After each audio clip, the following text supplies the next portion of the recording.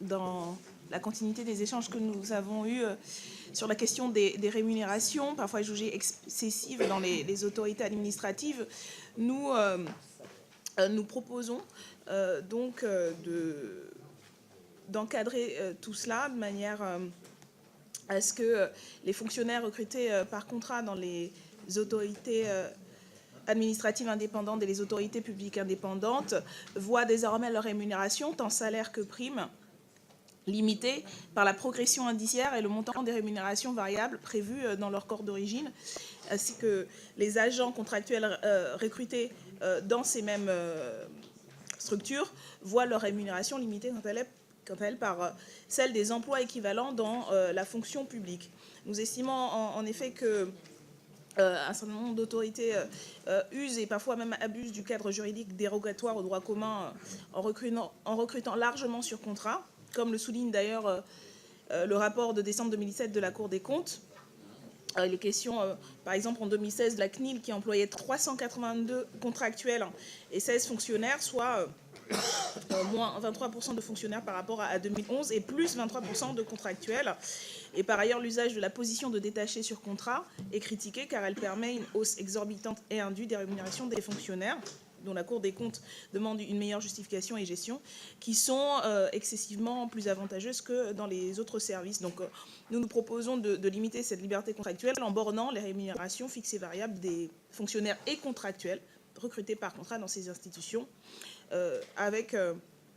afin que celles-ci ne soient pas des lieux de contrat indûment dorés avec des salaires démesurés comparés à leurs équivalents. Je vous remercie. Madame la rapporteure. Oui, nous sommes évidemment tout à fait d'accord pour limiter les abus relevés par la Cour des comptes. C'est pourquoi les annexes budgétaires dites jaunes doivent donner des informations précises sur la gestion des AI et il nous appartient à nous, parlementaires, d'y être particulièrement vigilants. Nous, ensuite, élément de réponse, nous proposerons donc un amendement qui vise à ce qu'un décret vienne encadrer les pratiques très variables d'une autorité à l'autre des rémunérations des membres des AI. Donc, tel que rédigé, je crains que votre amendement soit difficile à appliquer et nous proposerons un dispositif. Demande de retrait ou avis défavorable. Je vous remercie. Monsieur le ministre. C'est le même avis, Madame la Présidente. Très bien. Madame Obono. Mais je vais le maintenir, mais j'aimerais peut-être avoir une explication sur la difficulté à appliquer cette proposition. Et par ailleurs, nous parlons à la fois de deux choses. Ici, il y a aussi l'enjeu de la contractualisation et le type de salaire qui est permis. Donc il me semble que c'est une manière plus englobante. Et encore une fois, peut-être pour justifier un avis, donner plus de détails sur les difficultés que vous relevez sur la mise en application qui serait dans cet amendement et qui ne serait pas dans le décret que vous prévoyez. Je vous remercie. Monsieur le ministre. Deux éléments de précision. Le premier pour dire que nous ne souhaitons pas remettre en cause les modalités de recrutement des agents qui travaillent dans les AI et permettre le maintien, quand c'est nécessaire et quand la compétence est nécessaire, de recrutement, y compris par des détachements. Ça, c'est la première chose. La deuxième chose, c'est que en fixant le cadre tel que vous voulez le fixer, y compris en assumant, puisque vous l'écrivez dans l'amendement, que la liberté contractuelle serait limitée dans ce cadre-là, votre amendement méconnaît le principe d'indépendance des autorités administratives justement indépendantes, alors que le décret, avec les notions d'encadrement et de référentiel que nous proposons, permet le maintien de ce principe d'indépendance. C'est la raison pour laquelle on maintient la demande de retrait au profit des dispositions qui arrivent plus tard, notamment le 421-696 ou le 755 de M. Mazerban, même si celui-ci est rédigé de manière un peu différente. Je vous remercie. Donc, Madame Obono, vous le retirez ou... Oui. Vous le maintenez, donc je le mets aux voix. Il a reçu des avis donc défavorables. Qui est pour, qui est contre. Il n'est pas adopté. Donc Alors, dans cet amendement, nous souhaitons également encadrer mieux la question du cumul des responsabilités et le risque de conflit d'intérêts au sein des conseils d'administration. Et nous proposons donc de retirer aux représentants et représentantes d'intérêts des grandes entreprises le droit de siéger immédiatement dans des instances de régulation publique qui régulent des domaines particulièrement importants, en instaurant un délai de carence de 5 ans. nous voulons ainsi mettre fin à des pratiques de pantouflage qui permettent à des personnes ayant occupé des fonctions publiques de pouvoir bénéficier du carnet d'adresse à leur acquis et l'utiliser dans le privé pour leur intérêt personnel. Cet amendement comporte aussi une interdiction de cumul de plus de 2 mandats dans les conseils d'administration de sociétés commerciales ou si un seul mandat si la société est présente sur un marché réglementé. Et seuls 2 mandats successifs d'administrateurs deviennent légaux dans les établissements publics industriels et commerciaux ainsi que le secteur privé. Il nous semble que là aussi cet amendement répond à la fois à la nécessité d'une plus grande transparence, mais également à l'encadrement de pratiques qui sont préjudiciables, de notre point de vue, au service réel de l'intérêt général par les conflits d'intérêts que cela induit et qui ont été épinglés à plusieurs reprises ces derniers mois. Je vous remercie, Madame la rapporteure. Oui, merci Madame la Présidente. Pour ce qui concerne le délai de carence de 5 ans que vous voulez instaurer pour des anciens représentants d'intérêts avant de siéger au sein d'une AI, je vous rappelle que la loi prévoit déjà que les membres des AI, mais aussi les dirigeants, transmettent à la HATVP leur déclaration d'intérêt. C'est donc elle qui apprécie s'il y a ou non, le cas échéant, un conflit d'intérêts. Je ne crois donc pas utile de créer une telle restriction aux nominations, dont beaucoup d'ailleurs sont effectuées après avis des commissions permanentes du Parlement. Pour ce qui concerne votre deuxième point, la limitation du cumul des mandats dans les sociétés commerciales, il s'agirait d'une atteinte à la liberté d'entreprendre à laquelle notre majorité, vous le savez, est attachée et qui me semble donc inutile et disproportionnée. Avis défavorable. Je vous remercie, Monsieur Matras. Je voulais juste rebondir rapidement sur ce qu'avait dit Madame la rapporteure. Et en effet, elle a raison, il y a déjà une déclaration qui est effectuée auprès de la HATVP. Et il y a aussi une obligation qui s'applique à chacun des membres des autorités administratives indépendantes de ne pas se retrouver en situation de conflit d'intérêts, sans quoi il pourrait passer commettre un délit qui serait répressible par le juge pénal. Mais je crois que ce débat pourrait être intéressant dans le cadre de la fusion dont on parlait hier et voir comment on répartit cet encadrement-là pour les présidents ou les membres d'AI. Je vous remercie. Donc, je mets aux voix cet amendement qui a reçu un avis défavorable. Qui est pour? Qui est contre? Il n'est pas adopté. Il s'agit d'un amendement qui a pour but de lutter contre la corruption au sein des services publics en s'opposant aux nominations à la tête des sociétés publiques de personnes condamnées pour certains délits économiques. L'amendement fait obligation aux représentants et représentantes de l'État, aux organes délibérants des entreprises publiques ou à capitaux significativement publics de s'opposer à la nomination aux fonctions de président ou directeur général de toute personne condamnée ou mise en examen des chefs de crime ou de certains délits économiques ou financiers.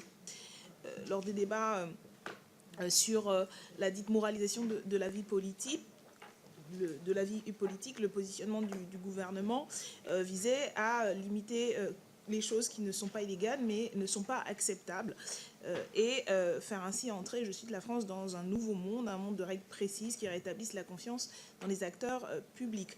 Or, la loi et les usages demeurent silencieux sur les nominations des présidents et présidentes et directeurs généraux des entreprises publiques et des entreprises dans lesquelles l'État détient une participation significative.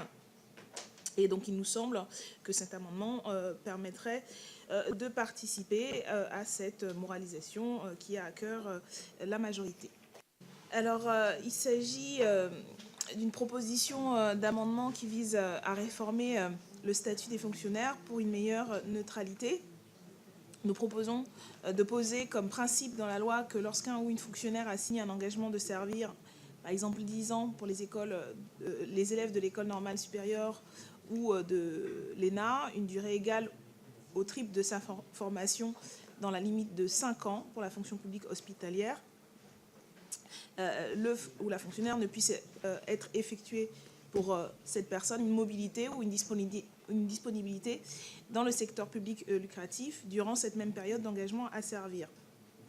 Si un ou une fonctionnaire souhaite travailler dans le secteur privé avant la fin de son engagement, elle ou il devra ainsi démissionner, perdre sa qualité de fonctionnaire et, le cas échéant, rembourser toute une partie de sa formation.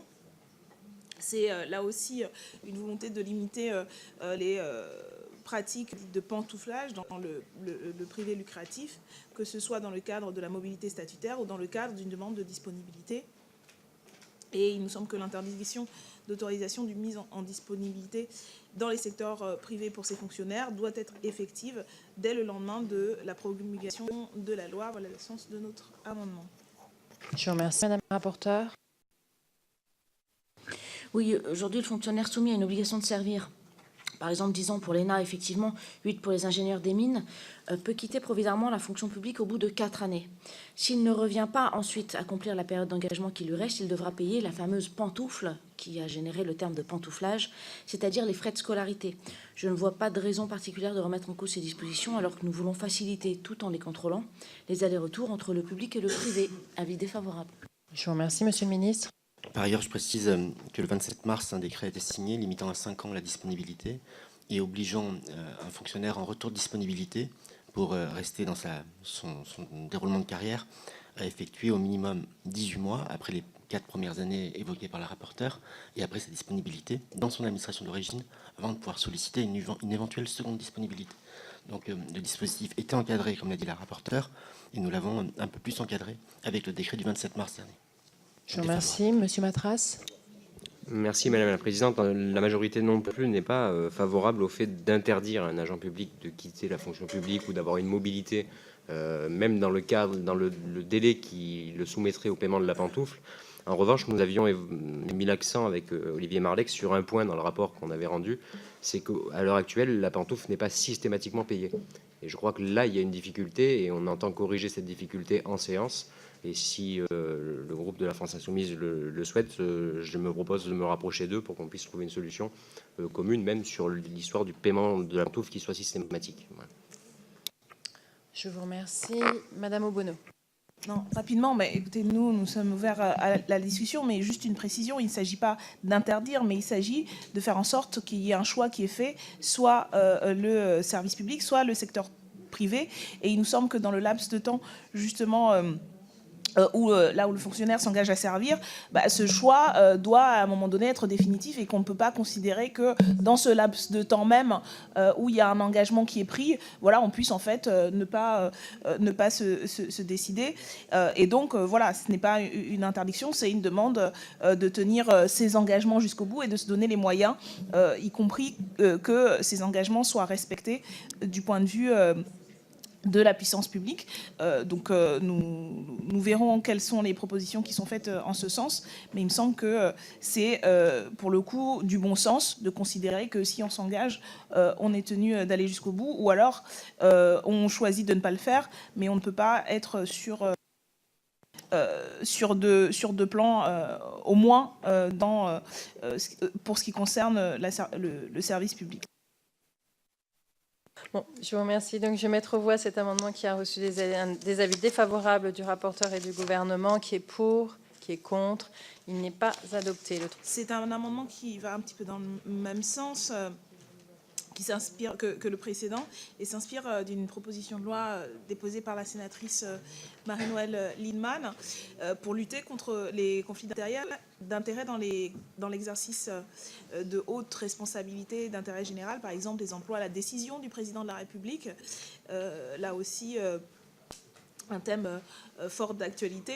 Nous proposons que les personnes visées par ces nominations soient dans l'obligation d'une déclaration des intérêts détenus à la date de nomination et dans les 5 années la précédente, ainsi que la liste des activités qui seraient conservées, qu'il y ait une interdiction de détenir des intérêts dans une société qu'elle serait chargée de contrôler dans le cadre de la nomination, une interdiction d'exercer ou d'avoir exercé dans les 5 années précédentes des fonctions de direction au sein d'une société auquel la personne serait chargée, de contrôler, ainsi qu'une interdiction dans les 3 années suivant la fin de fonction de participer aux délibérations d'une société contrôlée par la personne visée par ces nominations. Il me semble que là aussi, cet amendement répond à quelques trous dans la raquette qui existent et qui ont pu susciter un émoi tout à fait compréhensible et qui participent encore une fois à la transparence du service de la nation jusqu'aux plus hautes fonctions de l'État. Par cet amendement, là aussi, nous proposons de lutter contre les conflits d'intérêts et les pratiques de pantouflage, cette fois entre les sphères publiques et privées, en interdisant à un ou une ancienne fonctionnaire ou agent public de devenir représentant d'intérêt auprès d'une institution pour laquelle il a travaillé, et en instaurant un délai de 5 ans pour rendre possible pour un ou une fonctionnaire le passage dans le secteur privé des activités de conseil entraînant un lien direct ou indirect avec les missions de service public de ces anciennes fonctions.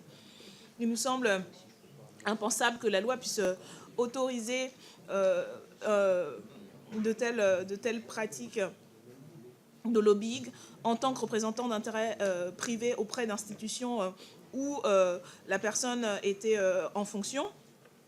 En effet, valider l'existence même de ce principe signifie que des intérêts privés peuvent recruter des agents bien introduits et connaissant le fonctionnement de l'institution, ce qui pourrait totalement dévoyer de fait l'exercice des fonctions de service d'intérêt général dans l'institution, en laissant penser que tout fonctionnaire peut envisager un futur passage vers le privé en tant que tel, en tant que lobbyiste de l'institution. Et pour prévenir les situations de conflit d'intérêts et garantir l'engagement au service de l'intérêt général qui est au centre de l'engagement de fonctionnaires, le passage dans le privé pour des activités de la sorte doit, de notre point de vue, être clairement encadré en ne permettant pas, en instituant justement une période d'attente de 5 ans.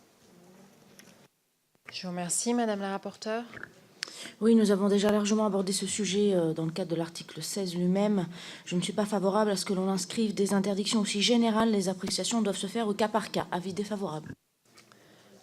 Merci. Madame Obono. Excusez-moi, Madame la rapporteure, mais ce n'est pas une interdiction générale, c'est quelque chose d'assez précis et de sens commun tout de même de considérer qu'il faut un petit, on va dire, sas de décompression entre le fait d'être dans une institution précise et ensuite de travailler pour des intérêts privés qui vont faire du lobbying pour cette institution. Ça ne me semble pas justement être tellement vague. Là, on parle quand même de ce qui constitue clairement un risque de conflit d'intérêts et d'influence indue. Et donc, c'est une proposition qui nous semble être de bon sens, que nous rediscuterons lors de la séance, parce que pour le coup, la raison de votre avis tombe un peu à côté de la plaque de notre point de vue. Je vous remercie. Je mets votre amendement aux voix. Il a reçu un avis défavorable de la rapporteure. Qui est pour? Qui est contre? Il n'est pas adopté. Oui, alors, il s'agit d'une demande de rapport que nous proposons. Nous proposons que le gouvernement remette ce rapport qui présenterait des mesures mises en œuvre pour obtenir le remboursement du montant des traitements et indemnités perçus lors de leur scolarité par les anciens et anciennes élèves de l'école normale sup, l'école normale d'administration et l'école polytechnique, bénéficiant d'une mise en disponibilité et n'ayant pas souscrit à l'engagement de rester au service de l'État pendant la durée minimale prévue par décret.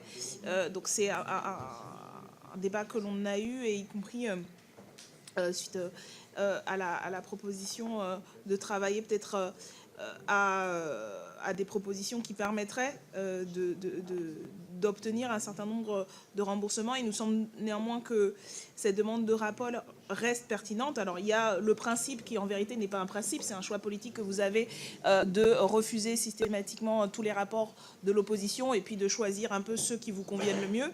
Mais il nous semble tout de même, y compris là aussi dans l'actualité, des révélations récentes sur le type de pratique qui a pu remettre en cause à la fois le sens de l'engagement et des traitements perçus quand on est élève de grandes écoles, et le problème que ça pose, y compris en termes de finances. Il nous semble que ce rapport permettrait d'éclairer à la fois les travaux et aussi l'évaluation ensuite des politiques, comme ce projet de loi prévoit de le mettre en œuvre, qui puisse donc mettre l'accent sur la situation d'un certain grand corps d'État. Et dans le débat actuel, ça nous semble des éléments utiles à avoir. Je vous remercie. Madame la rapporteure. Oui, avis défavorable sur cette demande de rapport et je vous renvoie à l'excellent rapport sur la haute fonction publique de notre collègue sénateur Pierre-Yves Collombat. Je vous remercie. Je mets aux voix Madame Obono. Oui, Madame la rapporteure, alors je ne doute pas de l'excellence de la référence que vous nous faites, mais je tiens à préciser, et les termes de l'amendement sont précis sur les types de demandes que l'on cherche. Alors, il y a plein de rapports sur plein de sujets, mais qui n'ont pas toujours, qui n'ont généralement pas le même axe, et donc, en fait, renvoyer un rapport qui qui ne répond pas aux demandes faites dans cet amendement, là aussi, ne peut pas justifier un avis négatif, puisque, à moins de considérer que nous ayons les éléments qui sont demandés, ce qui n'est pas le cas puisque nous avons fait la recherche dans la littérature qui existe, l'argumentation nécessite d'être un peu étayée, et donc je ne doute pas que nous y reviendrons lors des débats en séance. Je vous remercie. Je le mets aux voix. Il a reçu un avis défavorable. Qui est pour? Qui est contre? Il n'est pas adopté.